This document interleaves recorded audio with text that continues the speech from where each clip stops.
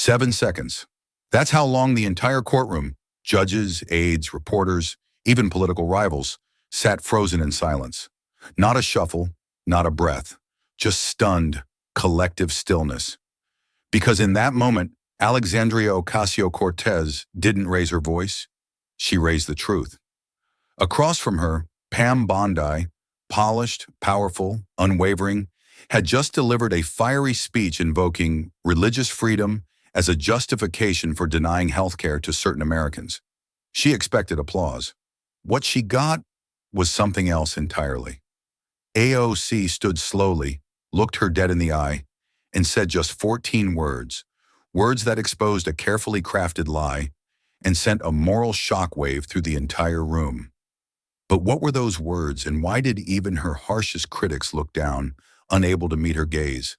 This story is a dramatized retelling, fictional in form, but drawn from the very real pulse of a nation, grappling with faith, freedom, and who gets to define them. The names are real, the emotions unmistakably true. Because sometimes to uncover what matters most, you have to listen to the silence between the sentences. The lights above the chamber didn't flicker. They blazed, hot and merciless, casting sharp shadows across the polished wood and stilled breath of the room. The marble floors echoed with soft footsteps, the only sound amid a silence so thick it felt sacred. It wasn't a silence of peace. It was the silence of something about to break. Gray suits shifted in stiff leather chairs. Laptops clicked. Security guards stood motionless, their earpieces twitching. The temperature, though technically regulated, felt cold. Not physically, but emotionally. Like a storm was building behind every blink. Then, like a blade through fabric, Pam Bondi entered. 2 aides flanked her, crisp folders in hand. Cameras clicked, lenses zoomed in. Bondi's heels struck the floor with precision. Her smile was thin, practiced. Her eyes scanned the room not for allies, but for openings. Political space, leverage, a place to strike. She stopped in front of the microphone, adjusted it exactly half an inch, and let her words slice into the chamber. This country is under attack, not by terrorists, but by moral decay.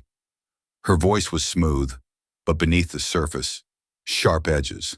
The room stirred, senators turned, reporters perked up. Bondi continued, weaving words with the rhythm of someone who didn't come to ask questions. She came to win. She invoked God, American values, and family, all in one sentence. She named bills she called dangerous. She never said AOC, but she didn't have to. The target was clear, and just as she paused to flip the next page in her speech, Alexandria Ocasio-Cortez stepped into the room. No aides, no entourage. Just a simple notebook in her left hand and a calm, unreadable expression on her face. She wore a muted navy suit. Nothing flashy, but it didn't matter. The air changed when she walked in, as if the room had subconsciously held its breath. Pam Bondi didn't turn around, but her eyes, just briefly, cut sideways. And in that glance was everything: irritation, recognition, and fear disguised as disdain. AOC sat near the far end of the semicircle, away from the cameras. Deliberate, quiet. She opened her notebook without looking at Bondi. Scribbled something, then folded her hands. No one knew what she wrote. No one knew what she would say. But something was coming, and everyone knew it. C-SPAN's live feed lit up. Chat rooms buzzed. People texted each other. She's there. It's happening. And then came the silence. Bondi continued talking, but the room had already begun to shift. You couldn't see it unless you looked closely at the way one aide suddenly glanced toward AOC, or the way a camera crew tilted their lens just a few inches left. The story was already leaving Bondi's hands, but no one, not even the aides, not the chairman, not the audience at home, could predict what would unfold in the next 90 minutes. A question was about to be asked, and it wouldn't be answered with policy. It would be answered with conscience. But here's what no one knew yet. Before it ended, this hearing would change 2 careers, 3 votes, and maybe the very definition of freedom in America. Pam Bondi didn't pause for effect. She didn't need to. Every word was calculated, pressed through clenched breath like a verdict already written. The moment she returned to the microphone after the formal introductions, her voice sharpened like the click of a gavel. The greatest threat to our nation today doesn't come from abroad. It comes from within, from dangerous ideologies that disguise themselves as compassion, that rewrite faith to serve politics, that force everyday Americans to abandon their deeply held beliefs at the altar of government mandates. The room tightened. Murmurs stirred at the edges. Bondi wasn't looking for agreement. She was building momentum.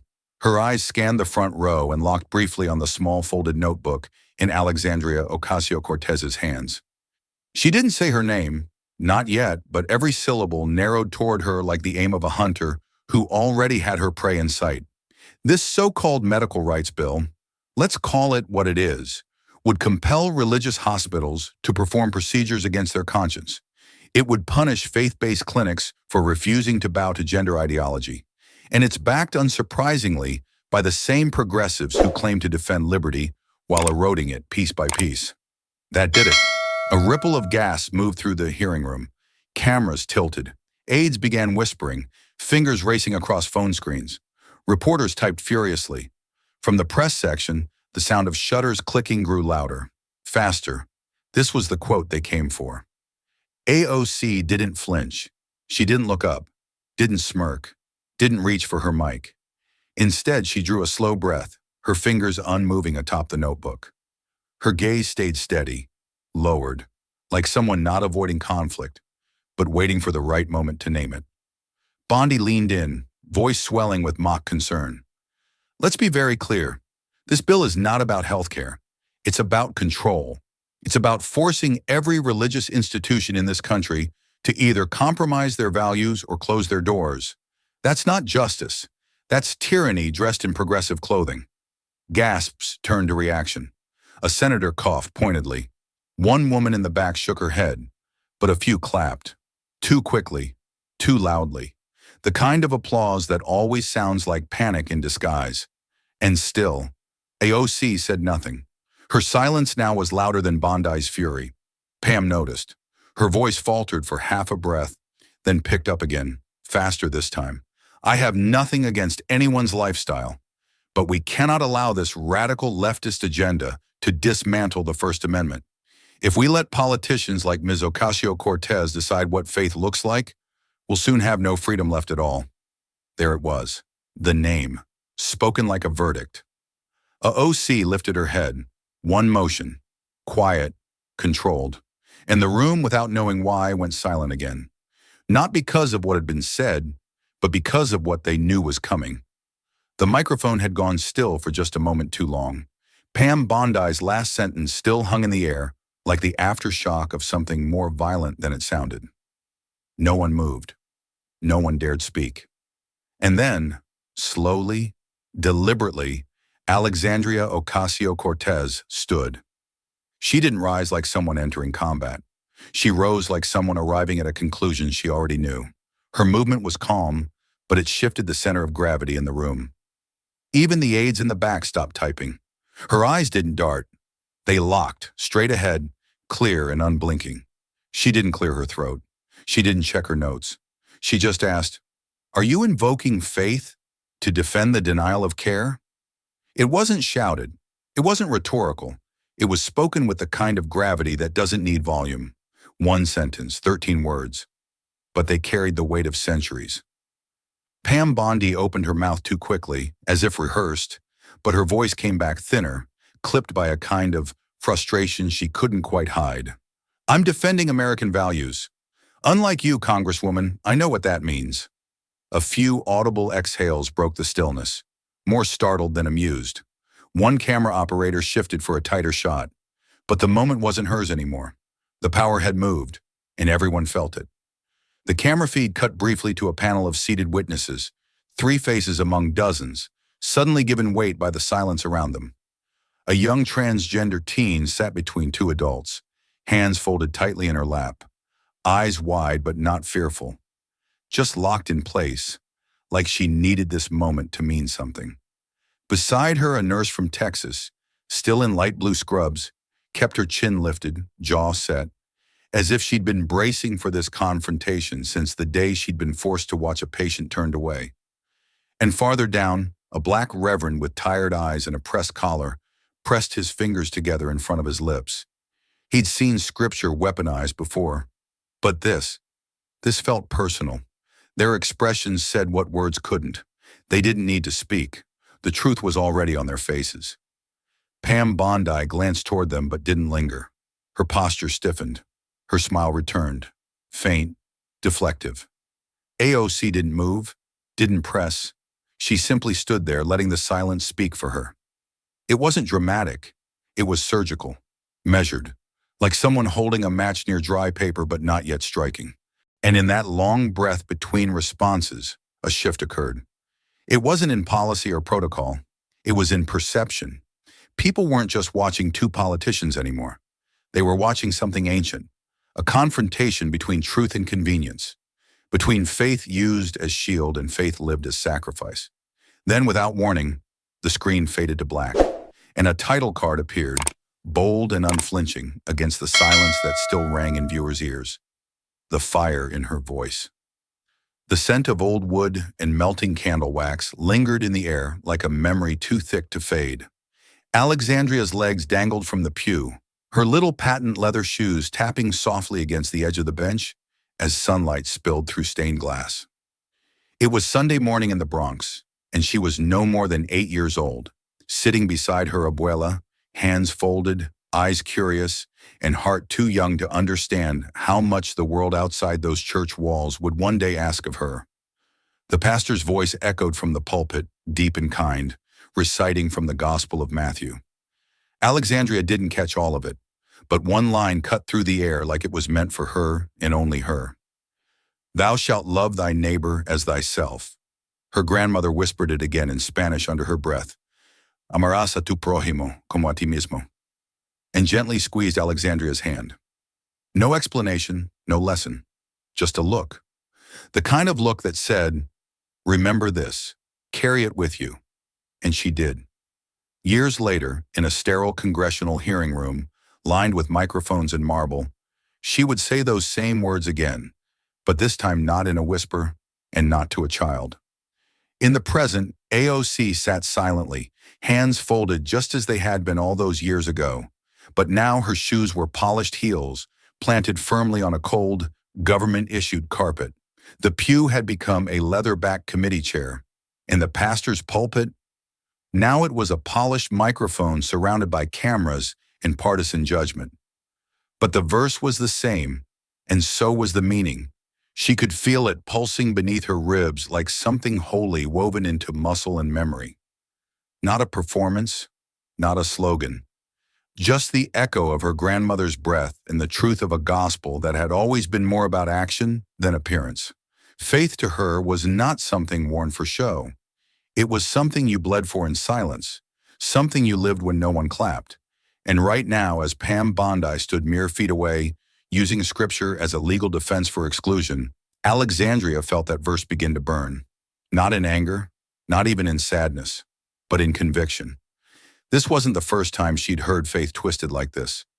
As a girl, she remembered the landlord who refused to fix the heating system in December, but had a cross hanging on every wall of his office.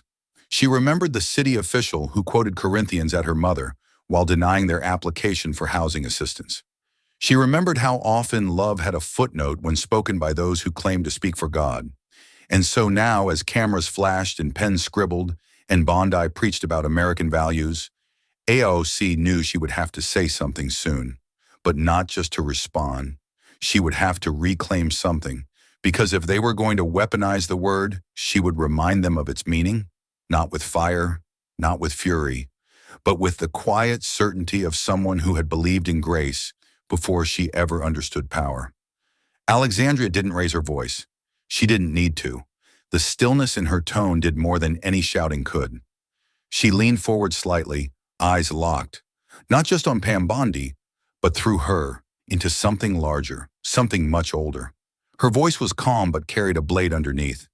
If Christ returned today and preached love without judgment, if he stood here and said, "Welcome the stranger, love your enemies, and blessed are the poor," would you call him radical too? The words hung in the air like incense in an old cathedral, sweet, dense, unshakable. A few heads turned. Someone near the back cleared their throat. The silence wasn't shocked. It was searching, as if everyone in the room had to silently answer that question for themselves before the hearing could go on. Pam Bondi's reaction came slowly, deliberately. She didn't respond to the words so much as to the implication. Her eyes narrowed ever so slightly. Then she gave a short, dry exhale through her nose, a scoff dressed up as patience. She rolled her eyes with the ease of someone who had done it 1,000 times before on camera. The corners of her mouth curled into something that might have been a smile, if not for the contempt barely tucked behind it. "Congresswoman," she said, her voice just sharp enough to cut, "this isn't Sunday school. This is Congress. We're here to protect the Constitution, not interpret scripture through your activism." The last word was laced with venom, the kind used to belittle without appearing overtly hostile. It was meant to draw a line between faith and politics, between belief and law. But AOC didn't flinch. Her face didn't harden. If anything, her voice softened. "You invoked religion. You wrapped your argument in it. I'm just asking if you believe it, or if you're only borrowing it when it suits your politics." The contrast between them couldn't have been clearer. Bondi sat straight, calculated, every gesture measured like a courtroom strategist. She spoke in bullet points and rhetorical shields. Her goal wasn't dialogue, it was dominance. But across the room, AOC was fire-cloaked in fabric. Not explosive, but searing. Her sincerity wasn't performative. It was dangerous because it was real, and now the room felt it. The line between legislation and belief, the one most politicians danced around with caution, was being walked directly. No, confronted. The space between faith as comfort and faith as control was collapsing. AOC wasn't challenging Bondi's religion. She was challenging the way it had been turned into armor, for cruelty, for exclusion, for silence in the face of suffering. Bondi leaned back slightly, as if retreating into a pose of superiority. But even she seemed to realize that the narrative was slipping. Her reply was slower now, more defensive. "No one here wants to discriminate, but no one should be forced to abandon their values either." AOC didn't respond immediately. She let the words sit. Then she simply said, "Loving your neighbor isn't abandonment. It's the whole point." And again, the room quieted, not in submission, but in recognition. Something had shifted. And it wasn't just political, it was moral. The weight in the room was shifting now, not loudly, not quickly, but with the slow inevitability of a tide. Pam Bondi may have still held the floor, but she no longer held the room. People weren't just listening to her anymore. They were watching AOC, watching the way she held her breath just a second longer after every attack, watching the way her fingers curled against the wooden edge of the desk, not in restraint, but in readiness. And then she stood, again, not abruptly. No grand flourish. She rose like someone who'd been patient long enough. Her voice came low, steady, and pointed straight into the marrow of the room. "There is nothing holy about turning away a sick child. That's not faith. It's fear, dressed up in Scripture's clothing." No one moved. The chamber, just moments ago buzzing with shifting papers and whispered sidebar comments, went still. Even the cameras seemed to lean in closer, as if the equipment itself recognized the line that had just been drawn. AOC wasn't addressing Pam anymore. She was addressing the chamber, the nation, the people watching at home, the parents, the outcasts, the quietly faithful who'd spent years hearing their beliefs used as excuses to hurt others. "There's nothing sacred about writing discrimination into law and then calling it righteousness," she continued. "Nothing holy about turning hospitals into battlegrounds where compassion depends on paperwork. If your version of God needs someone to suffer so you can feel safe, then maybe it's not God you're worshiping." On the far side of the room, a gasp slipped out, quiet, involuntary. The camera feed caught a tear falling down the cheek of the transgender teen seated in the witness row. She didn't wipe it away. She just looked forward, like something long held inside her had just been spoken out loud for the first time. And then, Bondi interrupted. Her voice cut sharp, layered with forced laughter and condescension.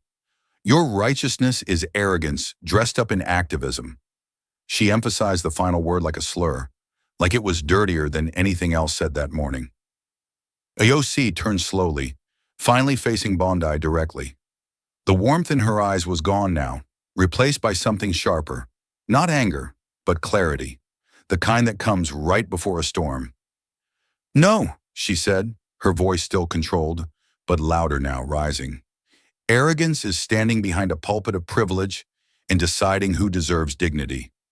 Arrogance is hiding behind faith while people suffer in your name. I don't quote scripture to perform. I live it, I bleed it, and I refuse to let it be turned into a weapon against the very people it was meant to protect." Her voice had risen, not yelling but resonating. For the first time, the walls of the chamber felt too small for what was being said inside them. Bondi opened her mouth to speak again, but didn't. Maybe she knew that any word now would only echo hollow, because this was no longer a debate. This was a reckoning. It didn't take 24 hours. It didn't even take 12. By the time Alexandria Ocasio-Cortez had finished her closing remarks and stepped outside the hearing chamber, the internet was already ablaze. Newsrooms scrambled. Headlines spun faster than facts could settle. The moment AOC said, "There is nothing holy about turning away a sick child," it stopped being just a quote. It became a headline, a meme, a line in history. Fox News ran with it first. Their lower third graphics shouted, "AOC attacks religion in explosive hearing." One anchor leaned into the camera, voice full of mock outrage, asking, "Is this what passes for moral leadership in the radical left?" The footage looped, not the entire speech. Just a 5-second clip where AOC raised her voice. Edited out were the trembling witnesses, the silent room, the scripture she quoted.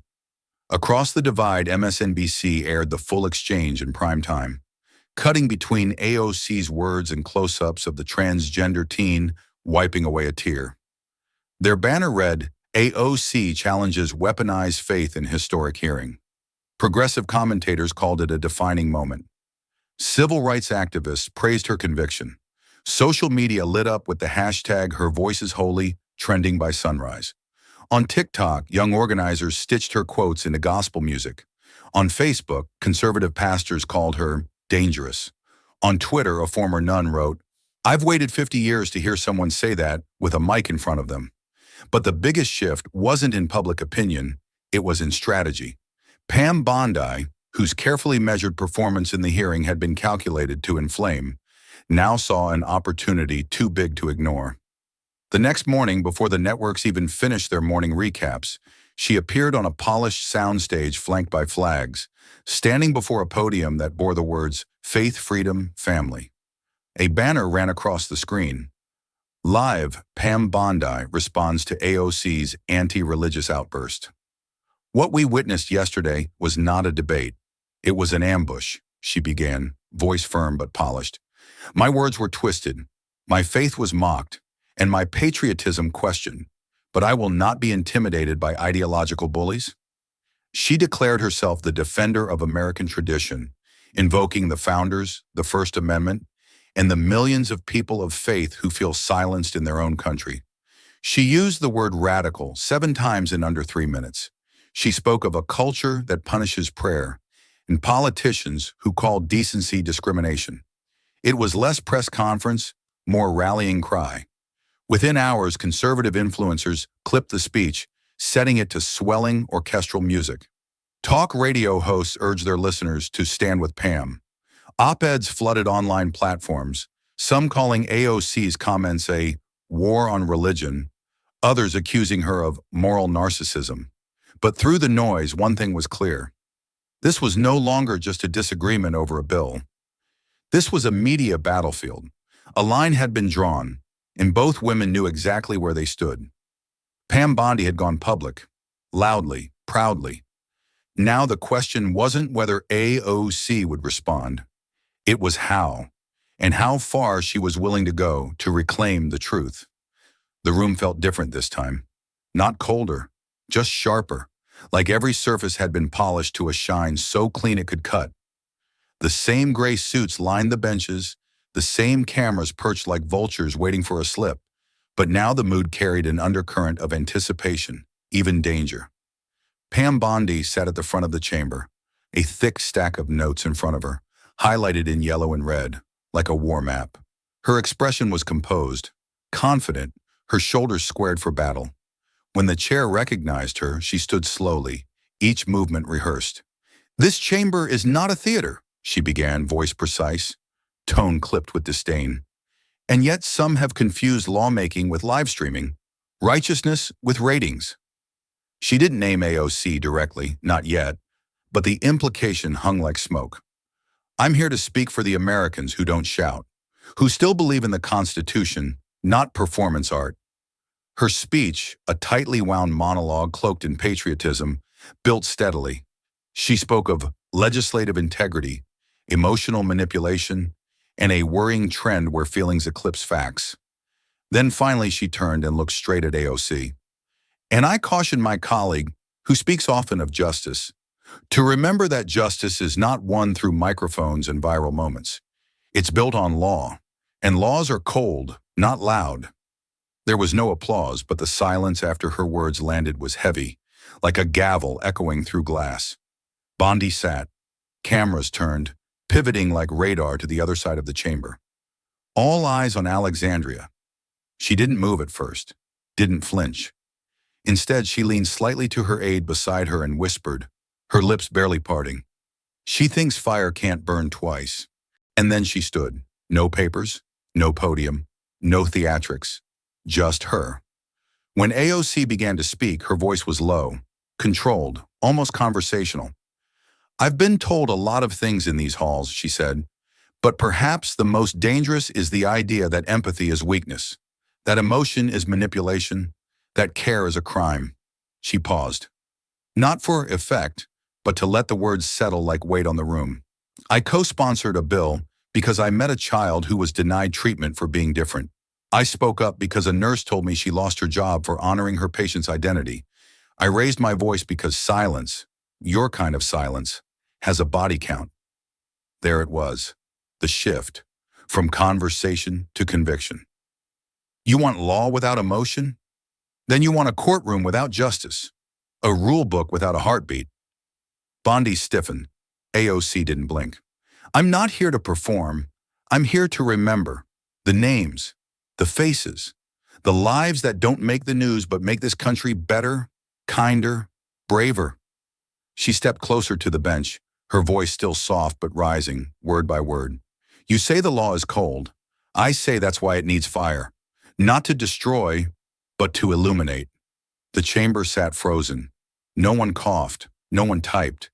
Even the reporters forgot their keyboards for a breath. Bondi looked straight ahead, unblinking. But for the first time, the confidence in her jaw gave way to something else. Not fear, not yet, but recognition. That something had shifted, and that Alexandria Ocasio-Cortez wasn't finished, not even close. The hush in the chamber lingered, unnaturally long, like the room itself had forgotten how to breathe. Pam Bondi had made her move. Precise, practiced, rehearsed like courtroom theater. But it was Alexandria Ocasio-Cortez who now stood, hands resting lightly on the edge of the mahogany desk, her posture unshaken. No theatrics, no folder of rebuttals, just the stillness of someone who had been waiting. Not for a moment to speak, but for a reason to say what needed to be heard. She scanned the room once, slowly. Her voice, when it came, was low and solemn. "I've learned," she said, "that true faith doesn't wear a badge or need a microphone. It doesn't puff its chest.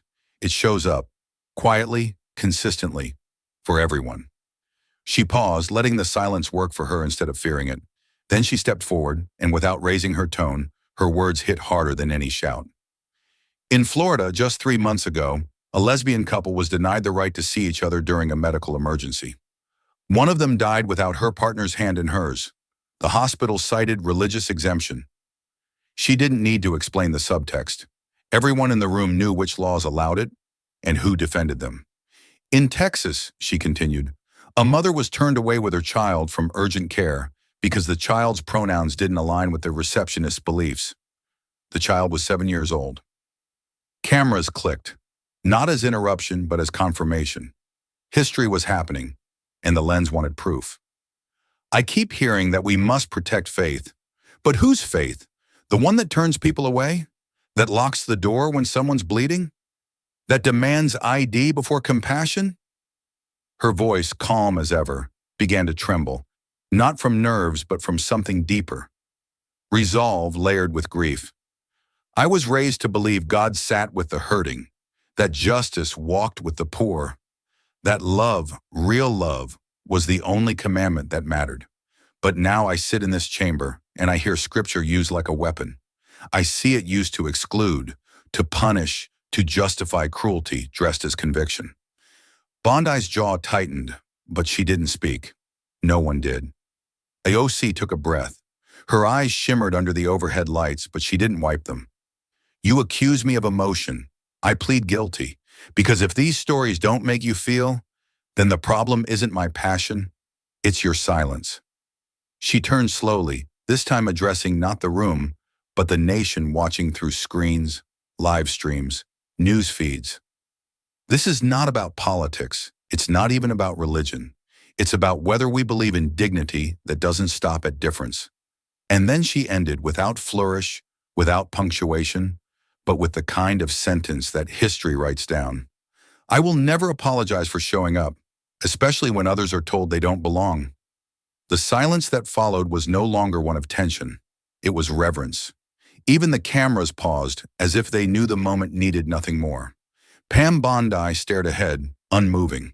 But outside the chamber, across America, headlines began to take shape.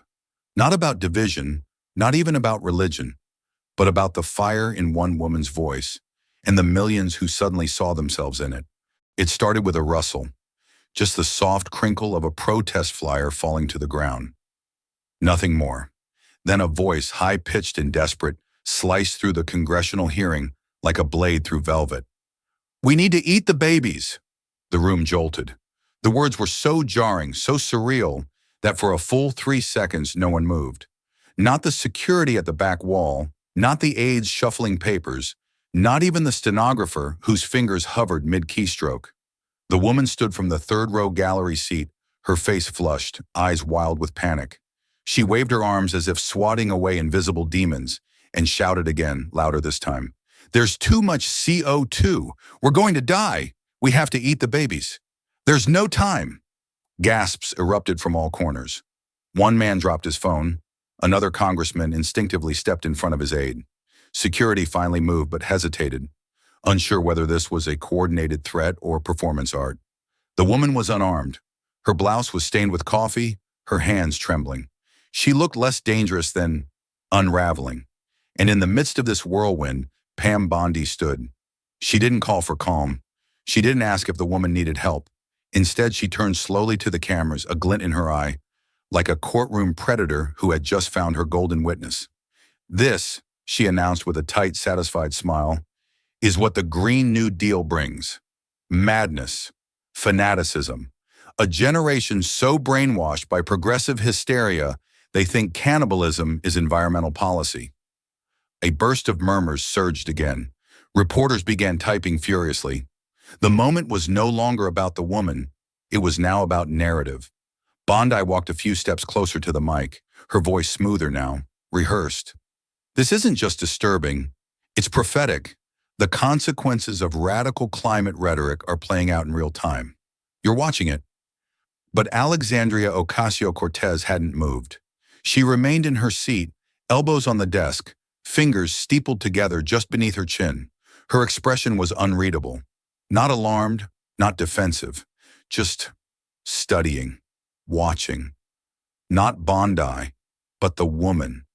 Every twitch of her hands, every tremble in her voice. There was something beneath the hysteria, something brittle, human. The woman, now weeping, was gently restrained by security. Her cries softened into fragments. The scientists. We have no future. The babies. The babies. AOC blinked slowly. Her aide leaned in to whisper, but she raised one quiet hand to signal wait. The entire room had turned into two opposing forces, Bondi basking in spectacle, camera ready, and AOC absorbing the tragedy not as ammunition, but as a question. What broke this woman so deeply she believed apocalypse was inevitable? Who failed her so completely that she thought this was activism? Outside the chamber, Twitter went nuclear. Eat the babies trended within minutes. Right-wing commentators flooded the zone with laughter and mockery. Left-leaning pundits scrambled to clarify it was likely a prank, a stunt. But no one could erase what had been felt in that moment. The trembling, the fear, the exhaustion in one citizen's voice. And through it all, AOC said nothing. Because sometimes silence is louder than spectacle. Sometimes the most radical act of leadership is not performance, but presence. And she wasn't done listening. The room was still buzzing, not with noise, but with the silent churn of judgment. Bondi had already returned to her seat, satisfied, eyes dancing as she scrolled through live reactions on her phone. Her smirk was half a headline already. Then AOC stood, not abruptly, not dramatically, just a quiet rising, as if responding not to the outburst but to something deeper, the ache behind it. Her voice didn't echo or cut. It floated, warm but unwavering.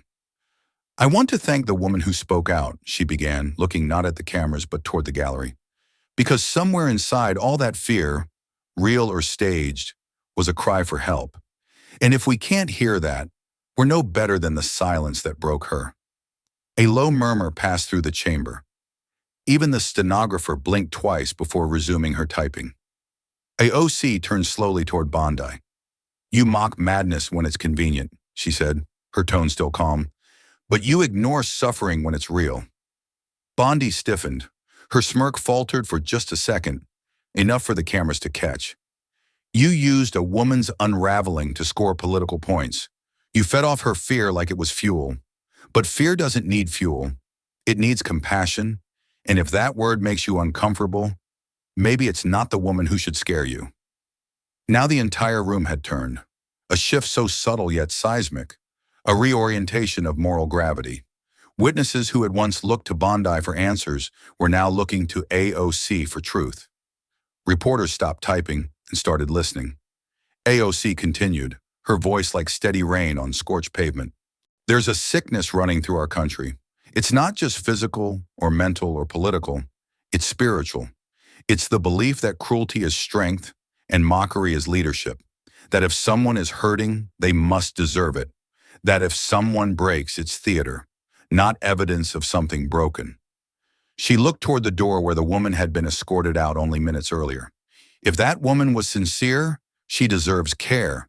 If she was planted here, she deserves healing all the same.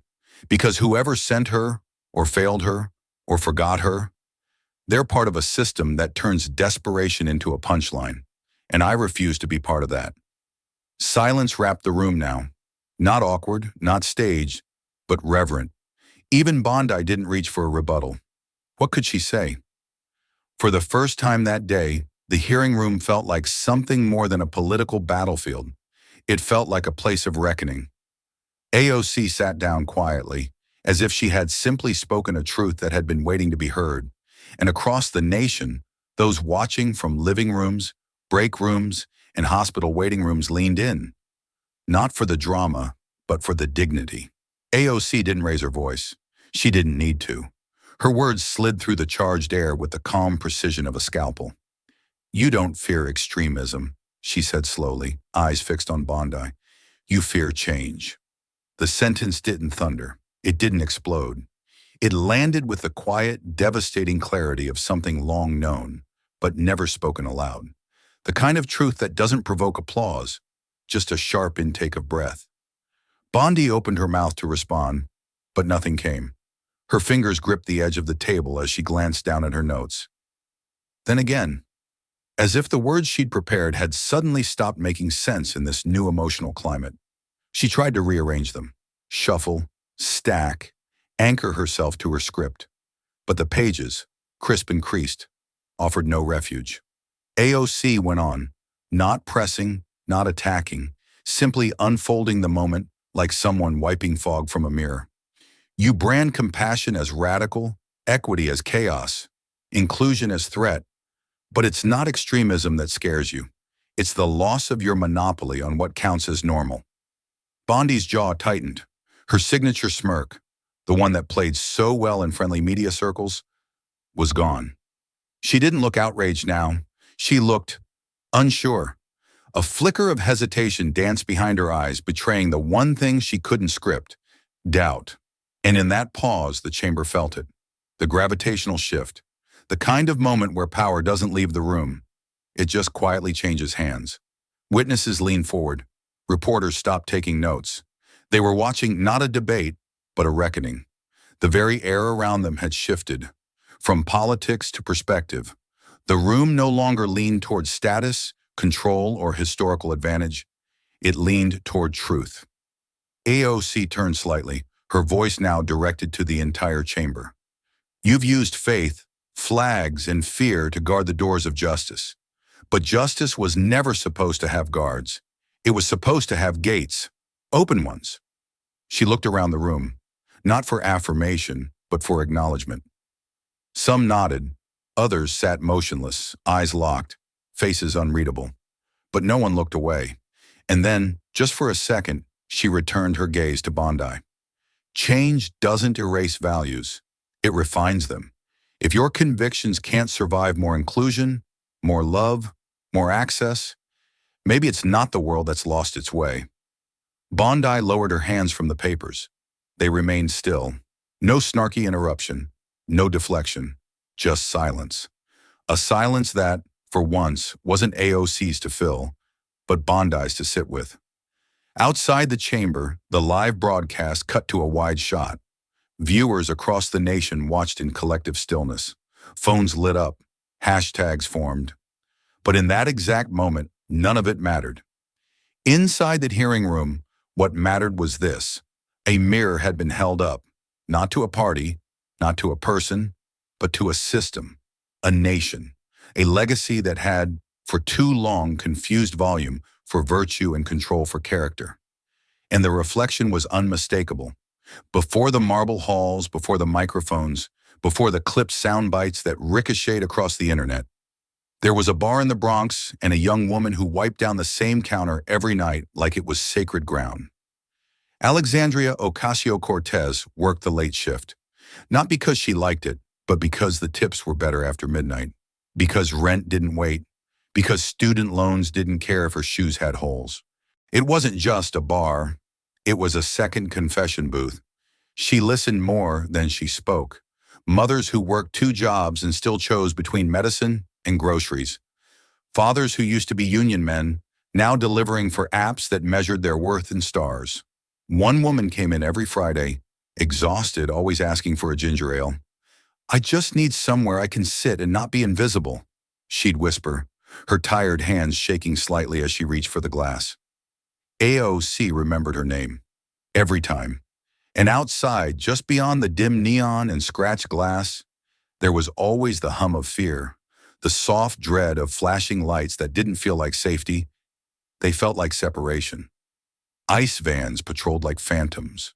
Some nights a customer would glance at the window and go silent, their whole body tightening. They didn't need to say it. She saw it in their eyes. The silent inventory of documents, the mental rehearsal of what to do if they were taken. She saw it again and again until it was burned into her, not just as a memory but as a warning. She poured drinks with hands that carried stories. She swept the floor under the weight of invisible burdens. And she watched the way power walked past those windows, indifferent, armored, unbothered. But inside, with every whispered story and every nod of shared pain, something in her hardened. Not with anger, with resolve. This was the crucible that shaped her convictions. Not think tanks or Ivy League debates, but 2 a.m. conversations with people who'd lost everything except their dignity. Her compassion wasn't born from theory. It was forged in the smell of spilled whiskey and tears that no one noticed. In the hush of immigrant voices, in the trembling hands of tired women. There was one night she never forgot. A man in a faded Mets cap slid a $5 bill across the bar, looked at her, and said, "You listen better than my priest ever did. Don't forget us when you make it out." She didn't answer him, just nodded. but inside something locked into place, a promise without fanfare. Years later, when opponents called her idealistic, theatrical, or radical, she never flinched, because she knew the origin of her fire. It wasn't Washington, it wasn't Twitter, it was the Bronx. It was survival. It was bearing witness when no one else cared to. And when people asked why she cared so much, why she refused to back down even when the whole world came swinging, she thought back to that bar, that window, and the ones who sat on the other side of power their whole lives. She stayed up late with them, and she never forgot how the night felt. The hearing was long over, the cameras packed up, headlines already blaring from every corner of the internet. But Pam Bondi couldn't sleep. Her hotel room was dark, save for the glow of the TV she wasn't watching. A clip of AOC's voice kept playing in her mind. Calm, pointed, unwavering. There is nothing holy about turning away a sick child. She reached for the remote, turned the volume up, then off again. It didn't matter. The voice was lodged somewhere deeper than sound. She poured herself a drink. Neat. Old habit. Then she sat at the desk like it was a witness stand, elbows on wood, hands folded. Tight, as if holding them together might hold herself together. For the first time in years, a memory slipped through the cracks of her practiced control. Her sister, 16, trembling, eyes wet with the terror of saying it out loud. I think I'm gay. Pam had frozen, not from anger, but fear. Not fear of her sister, fear of what it would cost. Their parents were conservative, their church even more so. Pam had just begun clerking for a senator who prized family values. So she said nothing. Not support, not rejection, just silence. Her sister left home that summer, went west. They didn't speak for nearly a decade. Years later, Pam heard secondhand. Her sister had been rushed to an emergency room in Nevada. Complications from an infection. But because she wasn't legally married to her partner, there had been delays, crucial ones. By the time anyone could act, it was too late. Pam had flown out, barely in time for the funeral. She remembered the casket, closed. The partner, broken. The minister, polite but distant. And Pam? She delivered a eulogy so polished, so guarded, even she couldn't tell if it meant anything.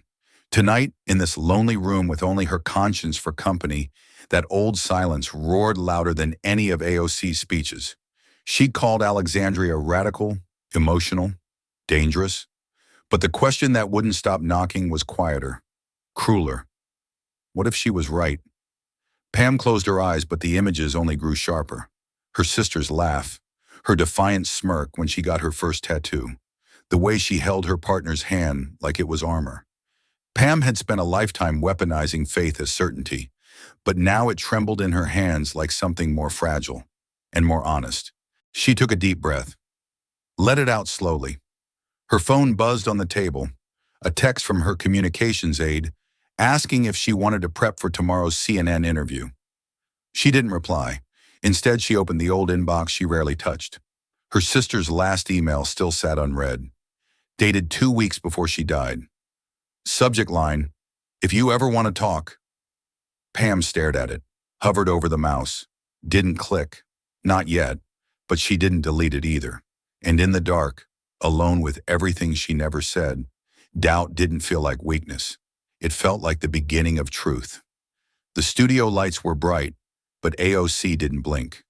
She faced the host across the glossy desk, cameras rolling, the world watching. And for once, she wasn't playing defense. The host leaned in. Congresswoman, some say your rhetoric has gone too far. That comparing policy to life or death is alarmist. AOC didn't flinch. Her voice, steady and clear, cut through the static of cable chatter. Politics isn't a debate club, it's a life raft, and we choose who gets thrown overboard. Every policy has a heartbeat behind it. Every vote has a cost. Silence followed, the kind that couldn't be spun. It was clipped, uploaded, and within minutes, the quote was everywhere.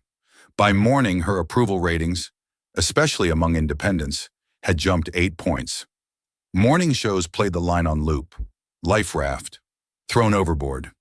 Meanwhile, Bondi sat stiff in the back seat of a government sedan, the windows tinted darker than her mood.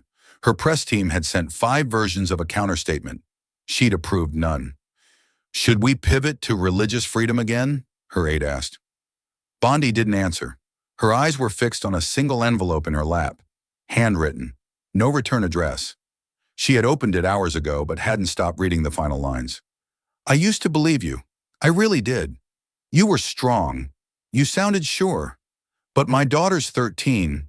She just got diagnosed with leukemia. The hospital that could help us turned us away. Because my husband and I are both women. You said that was freedom. I just want my daughter to live." The words sat like stones in her chest. She tried to dismiss it. A planted letter, a political ploy. But something in the slanted handwriting, the shaky ink, the way the mother hadn't even asked for a response, made it impossible to ignore. Bondi looked up as they pulled in front of the Capitol. Protesters gathered outside, but their signs weren't just attacking her anymore. They were asking questions. Questions she no longer had easy answers for. One read, "Who decides who's worth saving?" Another, "What would Jesus veto?" That one stung more than it should have. Inside the chamber, her team urged her to stay the course. "Don't flinch. Hit her hard tomorrow. Lead with tradition. Frame her as reckless." Bondi nodded, said the right things, but her voice was quieter now, less certain. In her office, she stared at the latest approval tracker. Her numbers weren't dropping fast, but they were bleeding, drip by drip, especially among suburban mothers, especially among independents. Across town, AOC sat in a quiet cafe in Queens, scrolling through messages on her cracked phone. A nurse in Kentucky, a pastor in Tulsa, a grandmother in Tampa. All saying the same thing in different words. "You made me feel seen." It wasn't a victory lap. It was heavier than that. A responsibility. Back in her office, Bondi finally picked up a pen. She flipped the letter over, wrote nothing, then folded it back into its envelope and tucked it into her briefcase. There was a hearing tomorrow, a storm gathering, and for the first time the line between them didn't feel like politics. It felt like a choice. The rotunda was packed before sunrise. Reporters pressed against the marble barriers, cameras mounted like sentries. A final joint hearing had been called, hastily, strategically, under the banner of ethics and policy and practice. But everyone knew what it really was. The rematch. Pam Bondi arrived first. Dressed in ivory, every strand of hair meticulously placed, she paused for the flashbulbs, chin raised. Her team flanked her, but she walked as though alone, her smile brittle at the edges. AOC entered 10 minutes later, unaccompanied. No entourage. Just her notes tucked neatly in a manila folder and held against her chest like armor made of paper. She took her seat, calm, eyes scanning the crowd. But they didn't stop on Bondi. Not yet. The gavel fell. The chair introduced the purpose of the session, but no one listened. This was theater now, and both women knew their lines. Bondi struck first. She leaned into the mic, voice honeyed but edged. "What we've witnessed in recent weeks," she began, "is a form of spiritual manipulation, the exploitation of faith for political gain. Congresswoman Ocasio-Cortez has turned personal belief into performance. She invokes God not to unify, but to shame, to divide." There were murmurs, nods from her side of the aisle. She continued, "And I say this not as an opponent, but as a believer, because faith, true faith, is humble. It does not grandstand. It does not punish. It does not point fingers." She sat back satisfied. A rehearsed monologue, perfectly timed for evening broadcasts. AOC didn't look at her. Not yet. She stood slowly, unfolded her notes but didn't read them. Her voice was soft, too soft at first, forcing the room to lean in. "If your faith makes you cruel," she said, "it's not faith, it's control." That was all it took. Gasps, silence, then a flicker of something unspoken. The air had shifted. She stepped forward. "Faith isn't a weapon. It's not a podium, and it doesn't ask for applause. Faith is what makes a nurse stay past her shift in a broken hospital. It's what makes a father walk 5 miles to find baby formula in a storm. Faith is what tells you to love when it's easier to hate." Now she turned to Bondi. You accuse me of manipulation. But what is it when you cite scripture to justify turning away the dying? When you wrap cruelty in verses and call it leadership? Bondi opened her mouth, but nothing came. AOC didn't pause.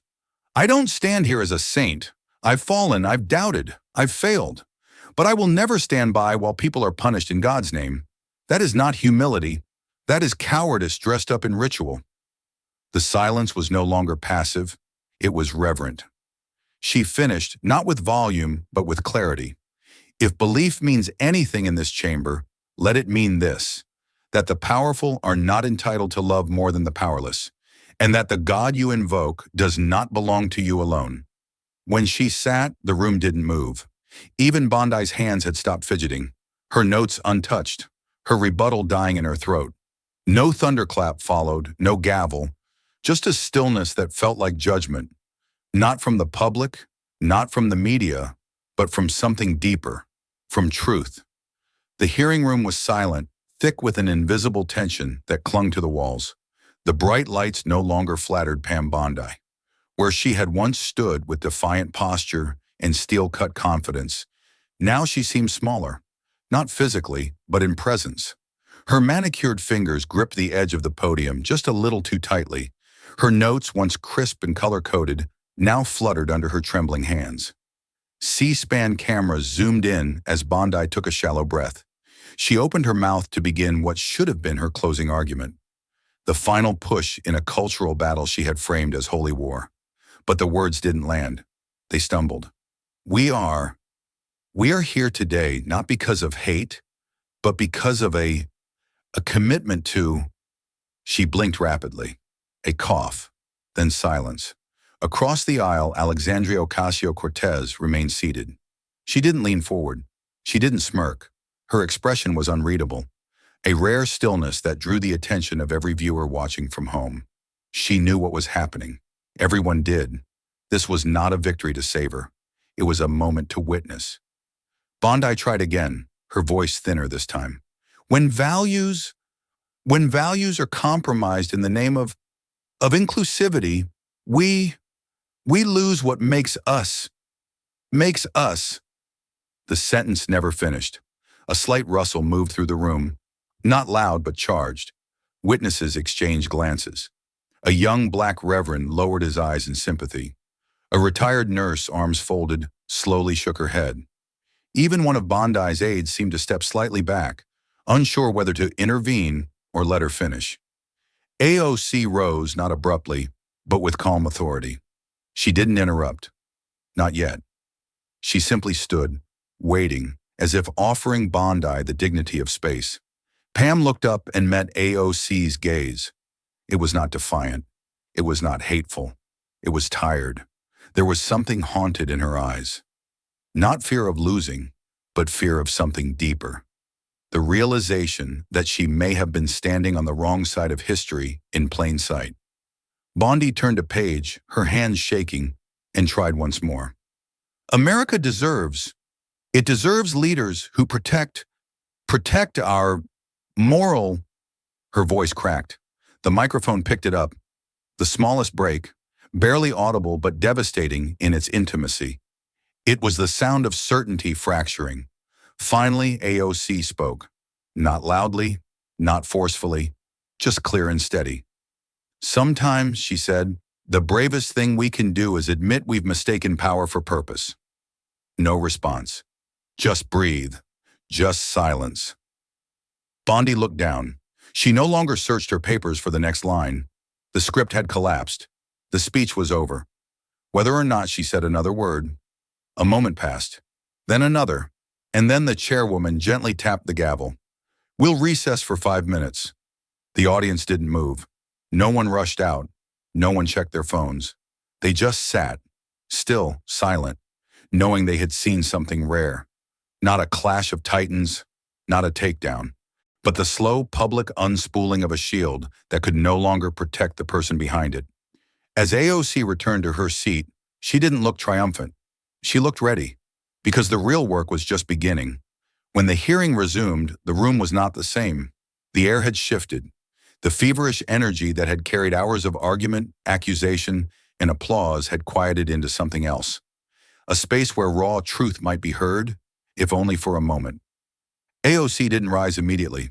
She sat with her hands folded, gaze low.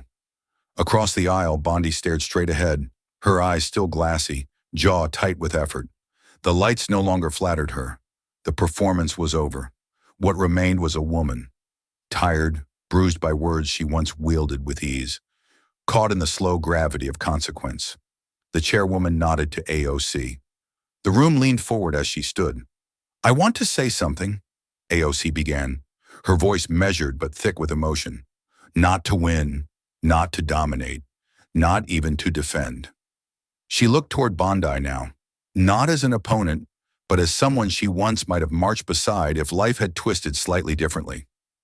"I want to speak to the part of you that stood up to bullies when you were young, that saw your sister cry and wanted the world to be kinder, that believed in justice before it was shaped by fear." Bondi flinched ever so slightly. "I don't want you to lose," AOC said, taking a breath as the chamber held its own. "I want you to remember why you stood up in the first place." The room went still, not just quiet, but still, as if movement might disturb the sanctity of the moment. No gavel, no cough. Even the stenographer slowed, listening more than recording. Pam Bondi didn't speak. She didn't argue. She didn't deflect. She simply nodded, once. It was almost imperceptible, but it was real. A soft gesture from a woman who had built her career on sharpness. The nod wasn't agreement. It wasn't surrender. It was recognition of what she had lost, of what she might still reclaim. The audience felt it like a tremor. A young intern, barely 20, wiped her cheek in the back row. An older Republican staffer exhaled and closed his notebook, as if something unspoken had finally resolved. One of the court officers crossed himself quietly. AOC sat again. Nothing more needed to be said. The moment passed, but not like moments usually do. This one settled. It embedded itself, and it would be replayed, quoted, studied, not for its fire, but for its mercy. Reckoning doesn't always roar. Sometimes it weeps, and sometimes it whispers. And in that chamber, with the cameras rolling and history watching, it did both. Bondi rose minutes later to exit, not hurriedly, not shamefully, just human. She paused once at the door and glanced back at AOC. No words exchanged, only a nod returned. One woman reminding another that redemption wasn't weakness, it was the work. Outside, reporters waited.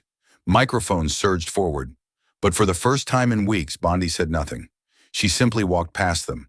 And behind her, the door to the hearing room slowly closed. Not with a bang, but with the hush of something ending. Or maybe, just maybe, something beginning again. The hearing room emptied slowly, like a tide receding after a long and unforgiving storm. Staffers packed up their binders, wires were coiled, and security guards returned to their quiet stations near the doors. But AOC remained seated, her hands clasped in her lap, her eyes distant. Not in retreat, but in reflection. The firestorm had passed. What remained was the weight of what came next. She rose quietly and walked down a quiet hallway where no cameras followed, only the soft hum of vending machines and the echo of her heels on marble. As she turned the corner toward the exit, she saw the girl from the protest, the one who had been holding the rainbow sign, whose shaky voice had pierced through the chaos weeks ago. "I just want to live." She was no longer shaking. She stood taller now, though her backpack still hung awkwardly off one shoulder. She looked up, eyes wide and brimming, not just with awe, but something deeper, recognition, belonging. Without hesitation, AOC knelt down to her level, eye to eye, heart to heart. "You came back," AOC whispered gently. The girl nodded, her voice barely audible. "I didn't want to be afraid anymore." AOC reached out, brushing a stray lock of hair from the girl's face.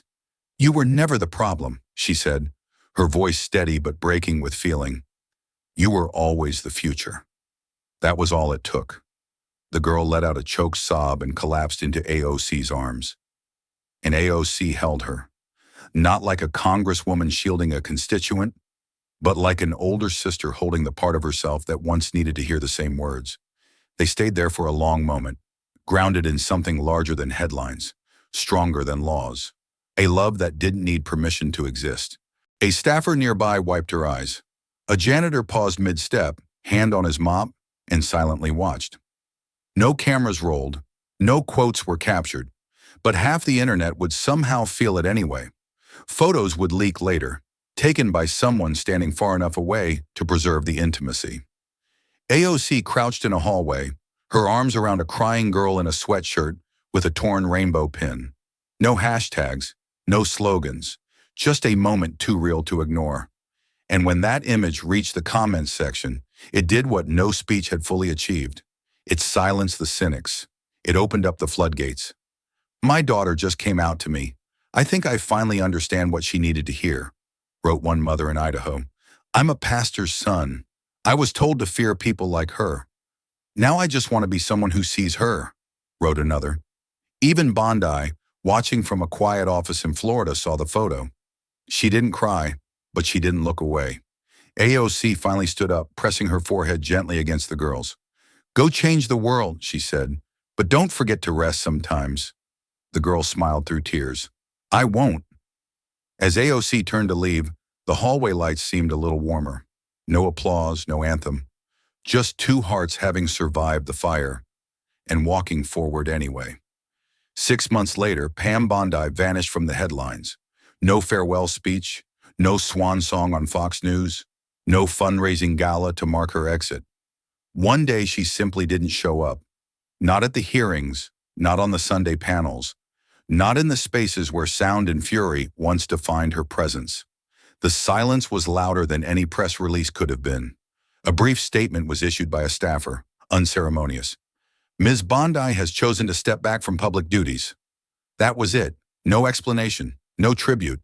The world turned, barely noticing. But something else happened, quietly and far from the spotlight she once craved. In a small, overlooked corner of a Florida nonprofit's quarterly report, a new line item appeared: the Phoenix Fellowship Fund, for LGBTQ+ youth who have faced barriers to care and education. No names were attached, no ribbon cutting, but those who managed the paperwork noted that the fund had been started by an anonymous donor, a significant one, large enough to sustain scholarships for at least 10 students per year, indefinitely. The applications flooded in, from kids in Georgia, Tennessee, rural Texas, all of them carrying stories that mirrored a past Bondi had once dismissed, even attacked. And each of them received a letter that read simply, "You are not alone. Someone believed in your future." AOC learned of the fund only by accident. A staffer mentioned it during a late-night meeting while reviewing youth advocacy budgets. No one suspected the donor, but AOC knew. She didn't say how, she just nodded once, barely perceptible, and moved on to the next agenda item. She never spoke of it publicly, never framed it as victory or repentance. It wasn't her story to narrate, and that perhaps was the point. Some truths aren't shouted, some legacies aren't built with marble or microphones, some are whispered into the future by the very people who once stood in the way of progress until they chose not to. Bondi still lived in Florida, in a modest house near the water. Occasionally, she'd be seen at the grocery store or volunteering at a local food bank. She didn't hide, but she didn't engage. Her world had narrowed, not out of shame, but choice.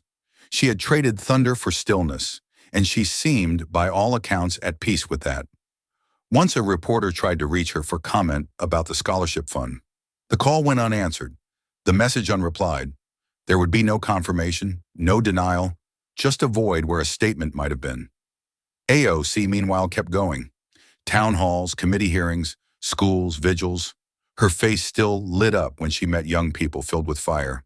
But if you watch closely, there was a quiet depth to her now, like someone who had learned not only how to fight, but how to forgive. One night after a university event, a student asked her, "Do you think people ever really change?" AOC paused. Then she smiled, not brightly but gently. "Sometimes," she said, "and when they do, you don't always have to say their name. You just have to let them go in peace." Legacy didn't always need credit. Sometimes it only needed courage and the wisdom to walk away when the work was done. The folding chairs were mismatched, the lighting dim, and the walls faded with years of bulletin boards and bake sale announcements. It wasn't a Capitol hearing or a television studio. It was a modest community center tucked between a laundromat and a tire shop in Queens. But to Alexandria Ocasio-Cortez, it was the most sacred space she'd spoken in all year.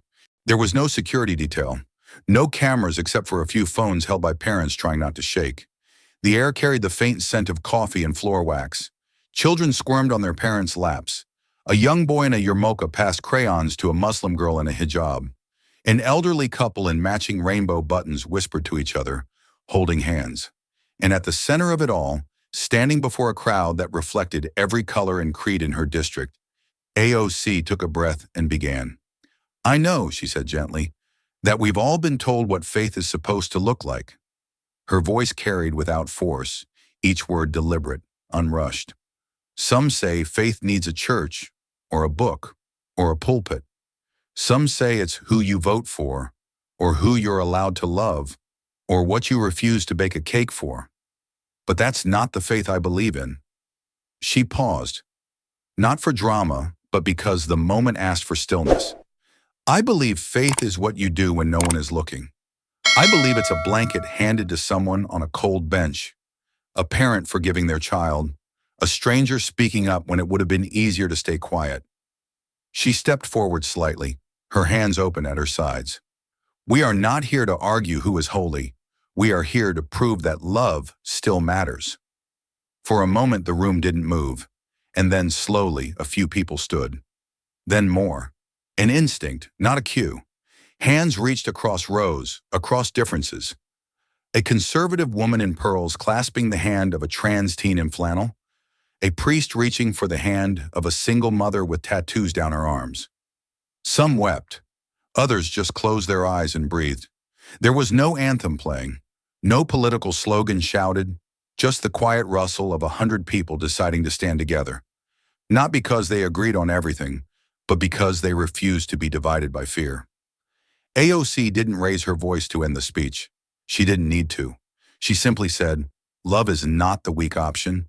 It's the strongest stand you'll ever take." And then she stepped down. Someone in the back started humming a tune, soft, almost like a lullaby. Others joined in. No one led. No one asked. It just happened. An unplanned chorus of presence. As the sound grew, the camera of someone's phone, probably shaky, unframed, caught a final image. Hands linked in a circle, faces turned inward, tears and smiles stitched into the same expressions. The hum faded, but the warmth didn't. When the video was posted later that night, the caption read only, "The roar fades, the light remains." And in 1,000 living rooms across the country, strangers watched that grainy clip and felt something simple and ancient stir in their chest. Not outrage, not victory, but something harder to name. Hope, quiet, real. Not all revolutions need fire. Some begin with folded hands and the whisper, "You matter." Still, if this story touched you, don't let it stop here. Like, share, and subscribe to Alexandria Rising Stories, where every voice matters and every story echoes far beyond the screen.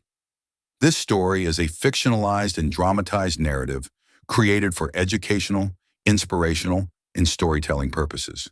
While it may be inspired by real public events, people, or societal issues, it includes imagined dialogue, reconstructed scenes, and character interpretations meant to highlight broader themes of justice, dignity, and resilience.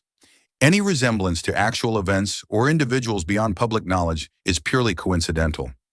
We do not intend to defame, mislead, or harm, but to invite reflection and meaningful conversation. Thank you for watching Alexandria Rising Stories.